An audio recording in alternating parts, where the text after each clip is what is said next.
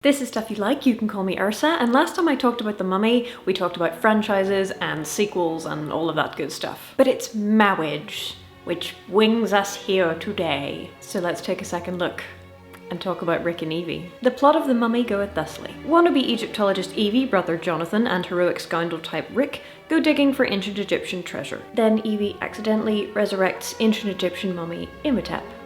Whoops. Best get to killing him. The Mummy Returns has Imhotep's ancient Egyptian girlfriend's reincarnation resurrect him, and Rick and Evie's son, they have one now, puts on a bracelet and so ends up helping find an oasis so Imhotep can kill the Scorpion King and get himself an army to take over the world. That would be The Rock.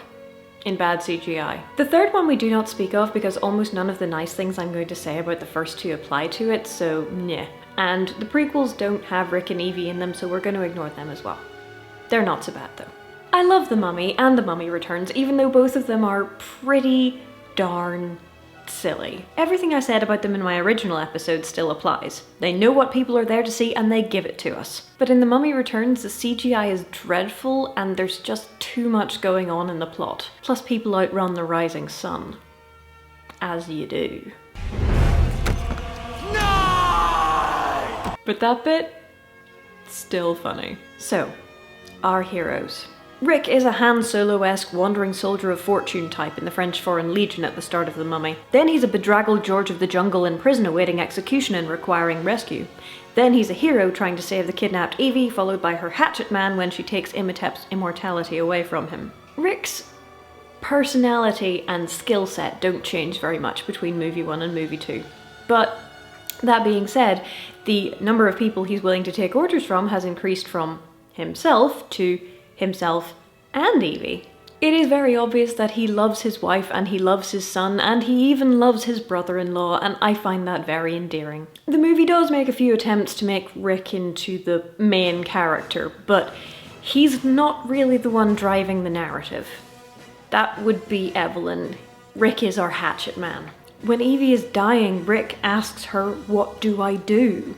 Alex is the one who figures out how to bring her back to life. Rick is our big guy and our lancer and he hits things and I love him, but Evelyn is our hero. Evelyn is the person who reads the book or opens the chest and screws things up, and subsequently, with help, because go Team Mummy, she is the one to fix things and to make them right again. In the first movie, it's Evie who takes Imhotep's immortality away from him, thus enabling Rick to stab him and for that to actually work. In the second movie, Rick also stabs the Scorpion King, but he needs some help from Jonathan and Alex. Evie is at that point a little bit busy having a chick fight, but it is her dreams and premonitions which kick the plot off in the first place. But even though she doesn't have a particularly big role in that final battle against the terrible CGI Scorpion King, she has definitely leveled up in the sequel. Of course, in The Mummy, Jonathan and Evelyn are canonically half Egyptian. Their mother is an Egyptian adventurer and their father is an English adventurer. But now Evie is also the reincarnation of an ancient Egyptian princess. This is not a thing you want to be thinking about too hard. Regardless, first movie Evie is a shy, retiring librarian and then an eyeliner-wearing, long-skirted scholar. She's got nerves of steel, obviously, she's got a temper, but she's not a gun-toting action girl and that's fine. Where would that have previously fit into her life? Nowhere. That wouldn't make sense. Second movie Evie is married with a kid, but she's also a highly respected scholar, world traveller, trouser wearer, occasional face puncher kind of lady. She's also much more confident and comfortable in her own skin, and I don't know if that's a function of the actress or the script or just coming back to the character for the second time, but it's really nice. Because for all of the emphasis that Hollywood puts on giving its lady characters marriage and babies ever after some sort of platonic ideal, it doesn't seem to think much of that option. Yes, give all of the womenfolk giant diamond rings and overflowing uteruses. Wait. But regardless, they will be dissatisfied with their lot and have big dumb husbands. What can you do? I guess this feeds into the whole wedding industrial complex thing, and you know, maybe someday I'll review the wedding planner and we'll talk a little bit about that. But this idea that your wedding is the happiest day of your life and it's all downhill from there feeds that need for perfection and spending lots of money on things which don't really matter. This is compounded by the fact that happily married couples on screen are not super common. I would imagine because they're harder to write. It's a lot easier to write sexual tension between two characters and oh will they, won't they kind of thing, and it's easy to make that sort of vaguely interesting. Whereas if you have characters who are supposed to be, you know, together for better or worse, you can't have them sniping and being horrible to each other, and you can't create your tension that way. So you need some kind of external thing which they're fighting against, and that's more difficult to write than comedy misunderstandings.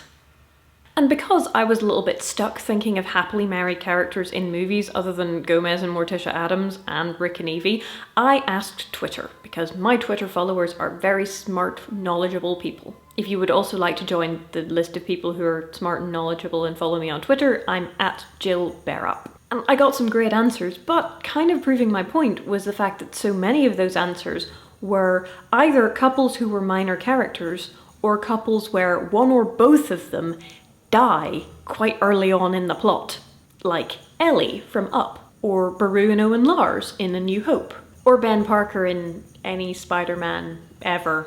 The point being that married with children containing significant happiness for the female lead is surprisingly rare.